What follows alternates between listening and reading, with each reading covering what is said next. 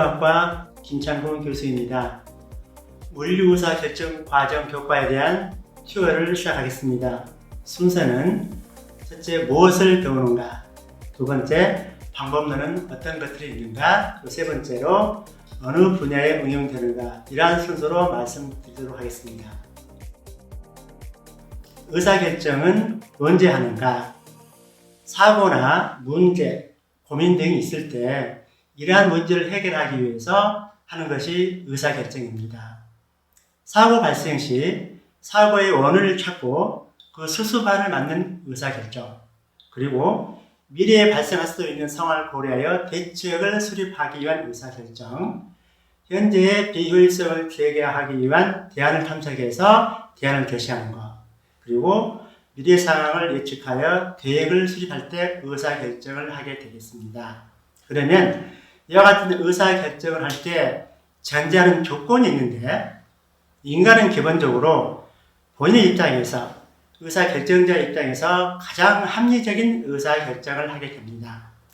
이때 의사결정자는 주어진 환경이나 조건이 각각 다릅니다.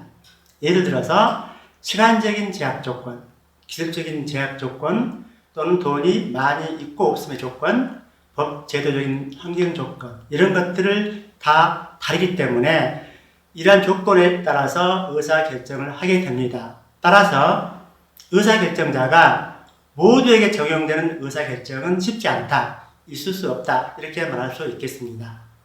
무엇을 위한 의사결정인가? 의사결정을 할 때 시스템을 분명히 구분하는 게 중요합니다.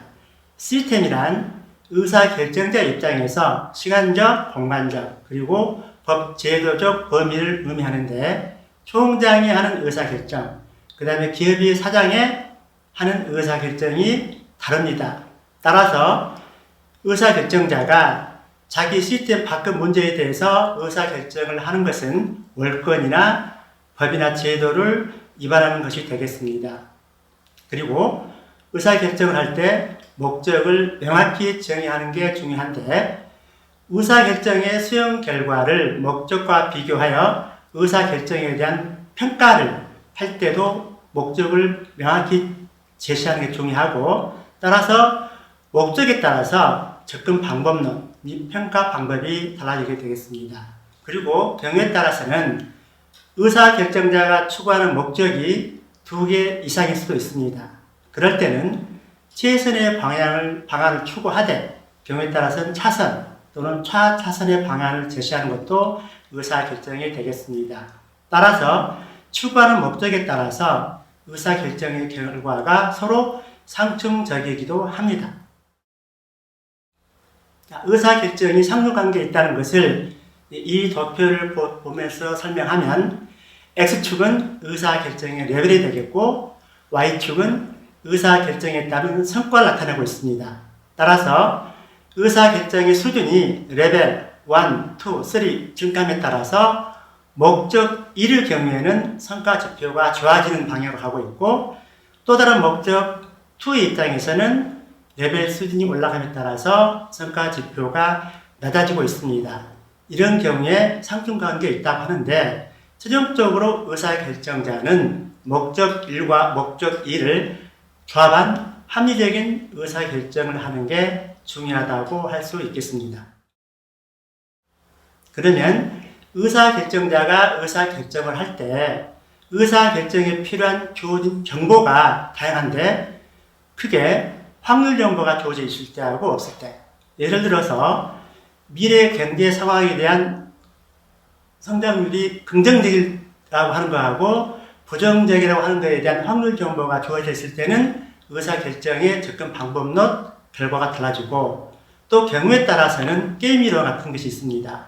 예를 들어서 의사결정자의 의사결정의 결과가 상대방의 의사결정에 따라서 플러스 방향, 의미 방향이 되기도 합니다. 예를 들어서 가위바위보 게임에서 내가 가위를 냈어요.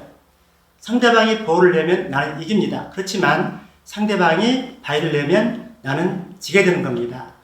그리고 외부 공개 시장에서의 상황도 중요합니다. 의사결정자는 자기 권한 내에서의 시스템 내에서의 의사결정을 하는데 시스템 내에서의 의사결정의 결과가 상황에 따라서는 외부 시장에 영향을 받는다. 그런 이유로 해서 미래 상황을 예측하는 것도 중요하다. 또 다른 의사결정의 형태 하나로는 의사결정자에게 많은 대안이 주어져 있습니다. 대안 1, 대안 2, 대안 3이 있을 때 의사결정자는 그 중에 하나만을 선택하는 의사결정도 있을 수 있습니다. 자, 그러면 의사결정은 어떤 접근 방법이 있는가?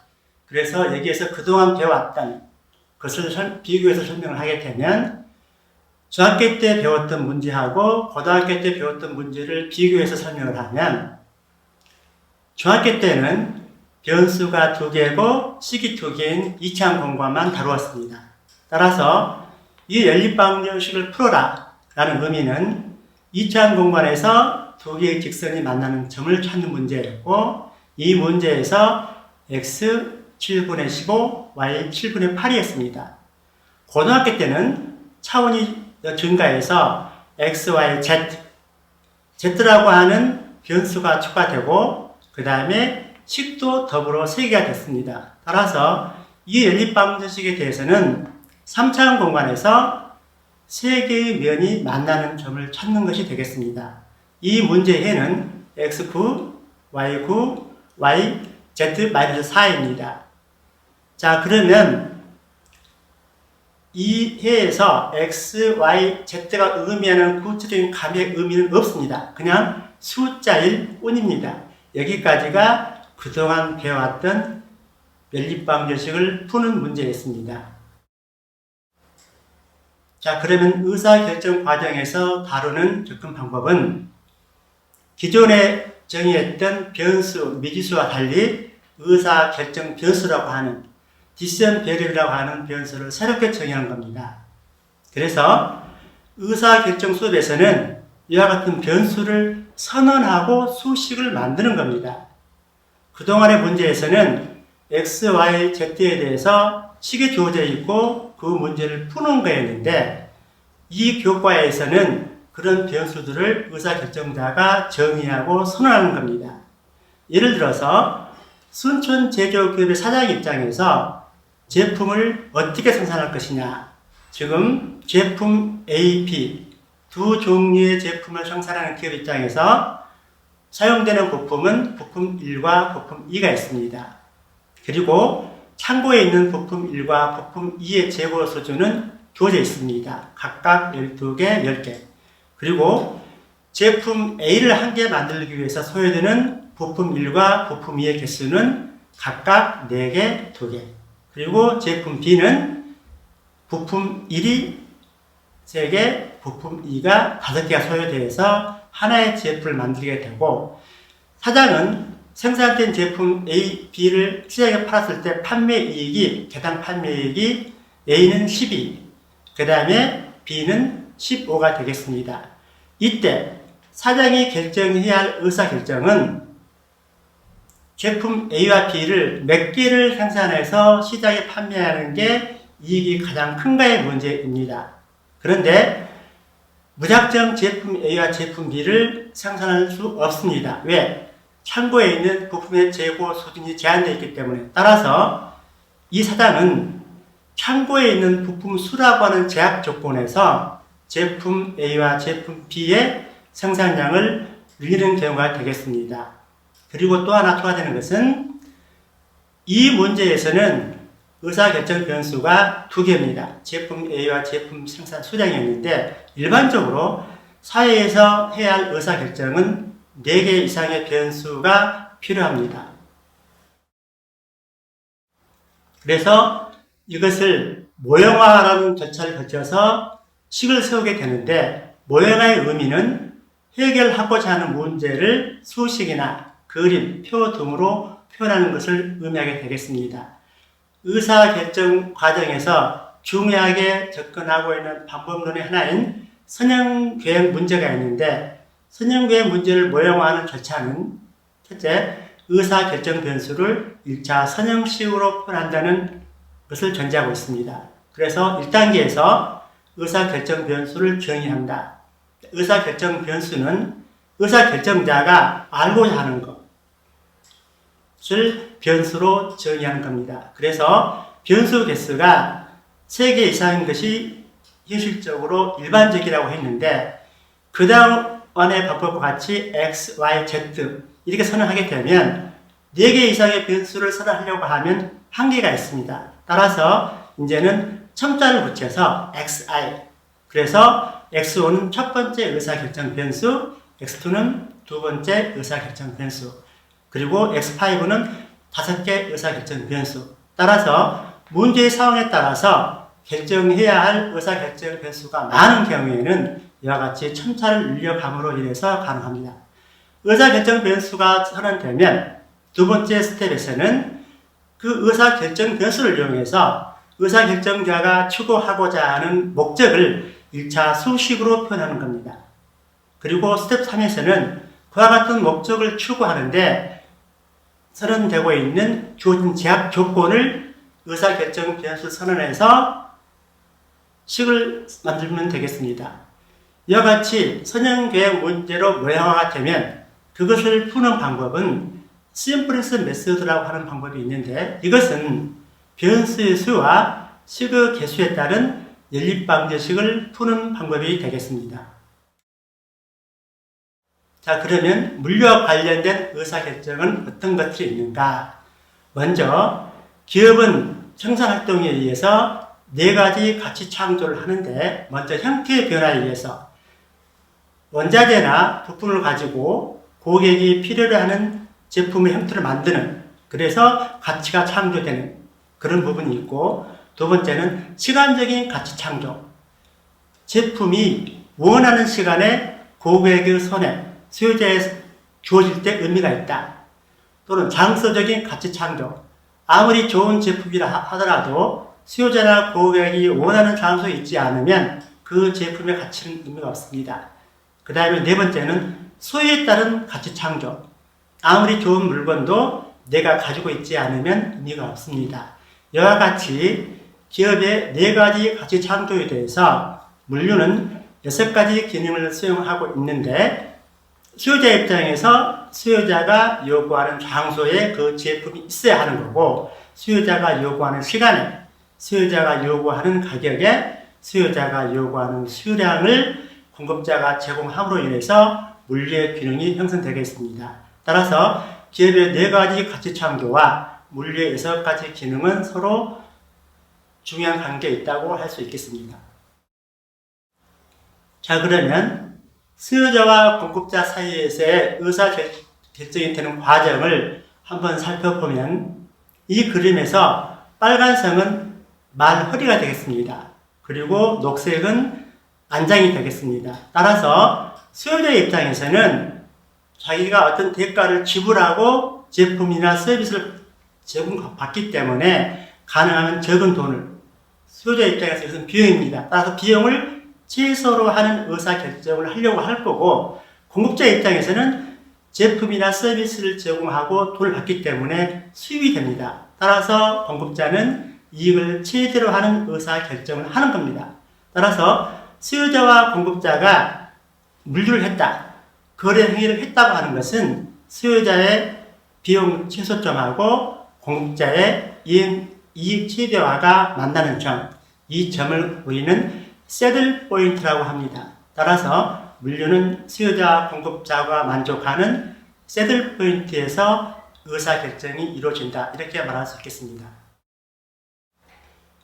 자, 그러면 구체적으로 사례를 살펴보면 경로 선택의 문제가 있습니다. 이 문제는 공장 1에서 시장이 있는 11도시까지 제품을 수송하는 문제가 되겠는데 경우에 따라서는 공장 1에서 시장까지 이동 거리가 가장 짧은 경로를 선택할 것인가 또는 경우에 따라서는 수송 비용을 가장 적게 드는 경로를 선택할 것인가 경로의 문제에서 거리는 짧을 수 있지만 고속도로를 경유하게 되면 톨비가 되기 때문에 또 다른 비용의 문제가 되겠습니다. 이런 경우에 거리 최소화 경로인가 또는 비용 최소화의 경로인가에서 상승관계가 존재할 수 있는 문제입니다. 또 다른 문제는 수송 문제가 되겠습니다. 이 문제는 세 개의 공장에서 생산된 제품을 세 개의 물류센터로 수송하는 문제가 되겠습니다. 각 공장에서의 생산 능력은 400개, 700개 각각 다르고, 또 물류센터에서는 적어도 우리는 이만큼 달라고 하는 요구 수요량이 있습니다. 센터 1은 적어도 600개를 달라, 센터 2는 500개를 달라, 센터 3은 300개를 달라. 이런 조건에서 각 공장에서 센터까지 한 개의 제품을 수정할 때 드는 비용은 다 다릅니다. 따라서 사장의 입장에서는 어떤 공장에서 어떤 센터로 몇 개를 보낼 것인가가 주요 관심 사항입니다. 그래서 전체적으로 공장에서 물류센터까지 들어가는 수송 비용을 가장 적게 하는 수송 전략을 결정하는 문제가 되겠습니다. 이 문제는 택배회사에서 근무조를 편성하는 문제입니다. 직원들을 7개 조로 나누어 주 5일 근무하고 2일 휴무하는 조를 편성하는데, 기본 임금은 655로 하고 토요일, 일요일 근무자에 대해서는 25만큼의 보너스를 지급하는 문제가 되겠습니다. 토요일, 일요일 근무자에게 보너스를 주는 것은 남 놓을 때 일하기 때문에 보너스를 주어서 인센티브를 주는 겁니다. 그리고 각 요일별로 최소 근로자 수가 정해져 있습니다. 일요일 날에는 적어도 18명의 작업자가 필요하다. 월요일 날에는 27명의 작업자가 필요하다. 토요일은 19명의 작업자가 필요하다. 이럴 때 사장은 7개의 조를 편성하는데 각 조별로 몇 명을 편성할 것이냐. 그래서 조가 7개이니까 의사결정 변수는 7개입니다. 따라서 XI라고 하는 의사결정 변수를 선언해서 X1은 첫 번째 근무조 인원수, X2는 두 번째 근무조 인원수, 그리고 X7은 7개 조의 근무조 수가 되겠습니다. 이 문제에서 제약 조건은 적어도 각 요일별로 최소 근무 인원을 맞추어라. 그리고 조를 7개로 편성하라. 이런 조건 하에서 의사결정을 하는 문제가 되겠습니다. 그 다음에 이 문제는 한전에서 배전하는 문제입니다. 세 개의 변전사가 있는데 여기에서 전기를 4개의 도시로 보내는 문제가 되겠습니다. 그래서 각 변전소에서 공급할 수 있는 전기 용량이 다르고, 그 다음에 각 도시에서 필요로 하는, 요구하는 전기 용량이 다릅니다. 그리고 변전소에서 각 도시까지 선로를 구성하는 비용이 다를 때 어떤 변전소에서 어떤 도시로 전기를 얼마나 보낼 것인가를 결정하는 문제가 되겠습니다. 이 문제는 포스트 CPM과 관련된 문제인데 전체 공정 관리를 하는 문제입니다. 총 공정이 아주 심플하게 6개의 공정으로 구성되어 있는 공사가 있을 때 각 공정별 소요 시간이, 그래서 전기 작업은 3일 걸린다. 예를 들면 마루공사는 5일이 걸린다. 이렇게 각 공정별로 작업 일수가 정해져 있고, 그 다음에 공정 간 선호 활동이 정해져 있습니다. 예를 들어서 벽돌공사나 마루공사는 반드시 전기 작업이 끝난 다음에 할 수 있다. 그 다음에 끝 마무리 공사는 벽돌공사, 마무리공사, 그 다음에 조경공사가 끝난 다음에 할 수 있다. 이와 같이 공정 간의 선호 활동이 정해져 있을 때 사장의 입장에서 이 전체 공정을 끝내는데 며칠 걸리는가, 그리고 각 공정을 적어도 시작해야 할 일정 또는 마쳐야 할 일정을 관리하는 문제가 포스트 CPM을 이용한 의사결정이 되겠습니다. 그리고 또 확률적인 정보를 이용해서 의사결정을 하는 마르코프 프로세스가 되겠습니다. 이 문제는 시장에서 A 점포와 B 점포를 이용하는 고객들의 점포 변화율을 결정하는 문제가 되겠습니다. 고객들은 A 점포와 B 점포를 이용하는 데 있어서 한 달 단위로 점포를 이동한다고 가정했을 때 이번 달에 A 점포를 이용한 고객이 다음 달에도 A 점포를 이용할 확률은 90%다. 그리고 다음 달에 B 점포를 이용할 확률은 10%다. 그리고 이번 달에 B 점포를 이용한 고객이 다음 달에 A 점포를 이용할 확률이 20%, B 점포를 이용할 확률이 80%다. 이와 같이 월 단위의 고객들의 점포 변화 확률을 보여준 그림이 상태 전이 그림이 되겠습니다. 이 문제에서 사장은 그렇다면 2개월 뒤에, 3개월 뒤에, 4개월 뒤에 또는 1년 뒤에 고객들의 점포 이용률, 즉 시장 변화율을 분석하는 문제가 되겠습니다. 그리고 대기 시스템, 항만이나 은행에서 제기되는 문제인데 은행을 예로 들면 은행 도착 고객이 대기가 발생했다. 이 말은 고객이 와서 보니까 모든 직원이 일을 하고 있더라. 고객 입장에서 대기를 해야 하기 때문에 부정적인 입장이 됩니다.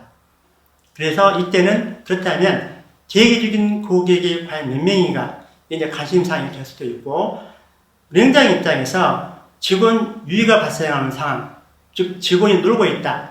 그 순간에는 그 은행에 고객이 없다는 뜻이 되겠습니다. 따라서 시스템 운영자, 은행장 입장에서는 부정적인 견해가 되겠습니다. 따라서 일하고 있는 직원 수는 몇 명인지 놀고 있는 직원 수는 몇 명인지 따라서 은행장 입장에서 직원은 몇 명을 채용하는 게 고객 입장에서도 불만이 없고 은행 입장에서도 합리적인가 이와 같은 의사결정을 하는 것이 대기 시스템을 이용한 의사결정이 되겠습니다. 그러면 앞에서 얘기했던 물류 의사결정 과정이 응용되는 부분을 종합해서 살펴보면 할당 문제, 이것은 주어진 과학과 자원을 어떻게 할당할 것인가, 지역별로 판매원을 할당하는 문제, 비행기의 비행사를 배정하는 문제, 그다음에 판매원 순회 문제, 판매원으로 하여금 각 지점을 어떤 순서에 의해서 오는 게 시간적으로, 비용적으로 가장 좋은지, 그다음에 최단 경로 문제, 살펴보았듯이 목적지에서 수요지까지, 공급지에서 수요지까지 어떤 경로를 선택하는 게 가장 합리적인지, 그 다음에 최소 거침 나온 문제, 이것은 한전에서 변전소에서 각 도시에 전기를 공급할 때 어떻게 전주를, 선로를 개설하는 게 전체 도시를 전부 커버하면서 걸침한다, 스피닝한다, 그러면서 비용을 최소화 되는 의사결정을 하는 문제가 되겠습니다. 또 다른 유형의 문제로 최대 흐름 문제가 있는데 이것은 거제나 여주, 여수, 원유 비축기지에서 각 도시로 원유를 수송할 때 그 원유의 소유 간의 직경이 전부 다릅니다. 그럴 때 그 직경 범위에서 목적지에서 비축기지에서 각 도시로 그 원유를 어떻게 가장 많이 보낼 수 있는가 이런 것들을 결정하는 문제가 되겠습니다. 지금까지 물류의사 결정 과정에 대한 소개를 했는데 구체적인 내용은 이제 강의가 개설이 되고 여러분들이 수강 신청을 하게 되면 그때 뵙도록 하겠습니다. 감사합니다.